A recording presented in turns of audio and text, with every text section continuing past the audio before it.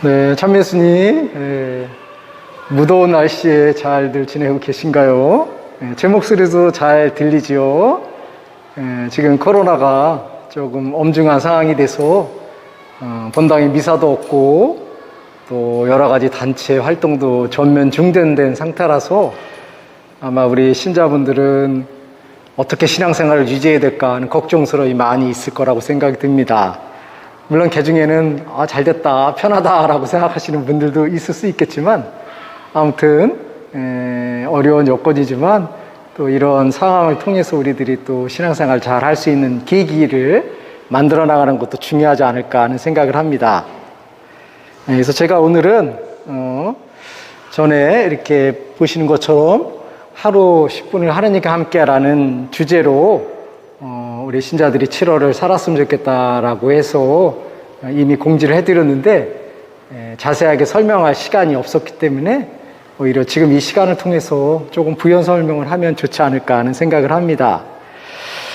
그래서 하루에 10분을 주님과 함께라는 이 타이틀로 우리의 신앙생활을 좀 더 깊게 점검하고 심화시키라는 의도로 말씀을 드렸었는데 하루에 10분을 주님과 함께라는 의미는 하루를 마감하는 시간에 내가 하루 동안 어떻게 살아왔는가 하는 것들을 점검하면 좋겠다는 의미에서 이렇게 타이틀을 만들게 된 거죠. 물론 이제 하루를 마감하는 시간에 하는 것이 가장 좋은 걸 수 있지만 하루를 마감하는 시간이 아니라 하더라도 다른 시간에 내가 그동안 아침서부터 지금 그 순간까지 어떻게 살아왔는가 하는 것을 이렇게 점검해 보는 것도 이렇게 필요하리라고 생각이 듭니다.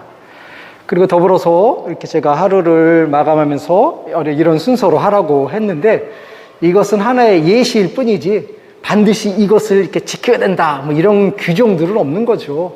이제 예시이기 때문에 여러분들이 기도를 하면서 이제 자기 나름대로의 방법을 이렇게 터득해서 하느님께서 어떻게 하루의 삶에서 나와 함께 하시고 나를 인도해 주시는가 하는 것을 느끼는 계기가 됐으면 좋겠습니다.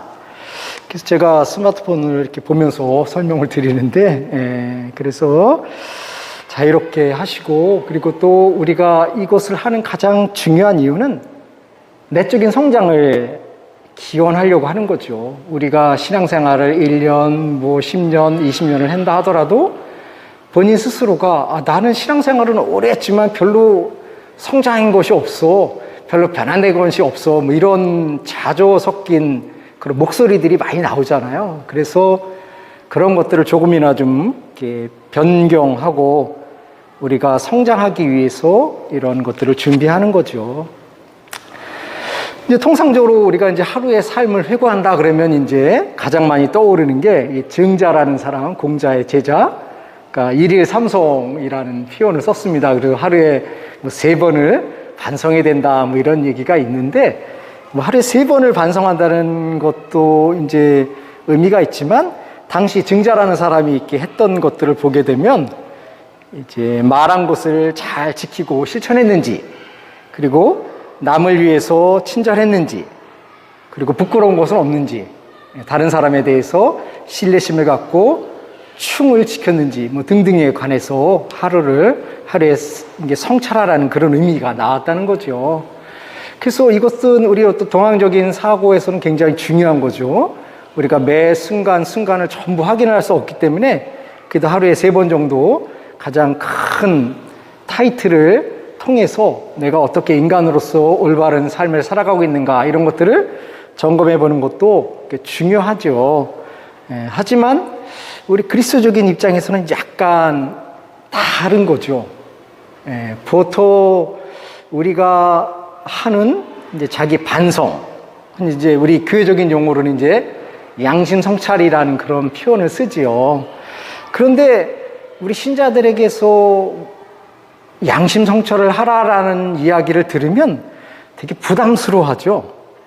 왜냐하면 양심을 갖고 우리가 올바르게 살아가고 있다면 전혀 문제될 것이 없는데 하루의 삶을 이렇게 되돌아보면 잘한 것보다는 잘못한 것들이 더 많이 떠오르기 때문에 하루에 대한 삶에 대해서 양심 성찰을 하라고 하면 되게 불편함을 느끼는 것이 우리들의 현실이지요.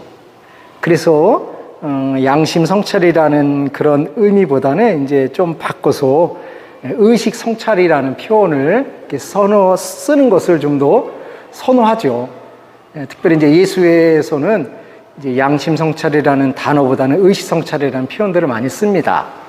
물론 이제 영어의 표현은 똑같대요. 의식 성찰이나 양심 성찰이랑 똑같은데 이제 우리나라에서 그 용어를 번역하는 과정에서 이제 어떤 사람은 양심 성찰이라는 의미에 포커스를 맞췄기 때문에 양심 성찰이라는 의미가 나와 있고, 또 어떤 사람들은 의식 성찰이라는 의미를 포커스를 맞췄기 때문에 의식 성찰이라는 용어를 이제 혼용해서 쓰고 있는 상황입니다. 어쨌든 뭐 동일한 거죠. 왜냐하면 자신의 양심을 바라보는 것인데. 그런데 뉘앙스적인 의미에서 양심 성찰하면은 잘못한 거, 부정적인 것을 끄집어내서 자아 비판해야 된다는 것에 포커스가 맞춰지기 때문에 많은 신자들은 양심 성찰해야 된다라는 표현을 들으면 불편합니다. 그래서 양심 성찰이라는 의미를 좀 바꿔서 이제 의식 성찰이라는 의미로 이렇게 전환을 해서 우리의 삶을 바라보면 좋겠죠. 그래서 의식 성찰이라는 것은 내가 인간으로서 살아가고 있는 여정에서 우리의 의식은 끊임없이 계속 바뀌어 나가죠. 아마도 지금 이 영상물을 보기 이전에 여러분들이 갖고 있던 의식과 지금 누구신 분을 만나서 유튜브를 바라보고 있으면서 느끼는 의식은 분명히 다른 거죠. 이처럼 우리의 의식은 그 상황 어떤에 따라서 끊임없이 변화되고 그 상황에 맞춰서 내가 어떻게 행동해야 되고 어떻게 느끼고 어떻게 생각해야 되는가, 이런 것들이 끊임없이 변화가 이루어지기 때문에 이제는 우리가 내면에서 움직이는 자신의 의식을 잘 성찰하고 확인하는 작업이 굉장히 중요하리라고 생각이 듭니다. 그래서 이제 우리가 하루의 삶을 마감하는 그 시점에서만 자신의 의식을 성찰하는 것이 아니라 이것이 이제 좀 더 깊고 심화가 되면 매 순간 자신의 의식을 점검할 수 있는 거죠. 그래서 그 의식 속에는 하느님께서 우리를 또 이끌어 주시기 때문에 우리의 의식을 점검하고 확인한다는 것은 굉장히 중요한 일이기 때문에 이제 앞으로는 내 내면에서 나를 이끌어가는 그 자아의식이 어떻게 이루어지고 변화되고 움직여지는가를 잘 확인할 수 있으면 좋겠습니다. 또 계속하면 지루할 것 같으니까 오늘은 1회로 이렇게 끝내도록 하겠습니다. 네, 감사합니다. 네.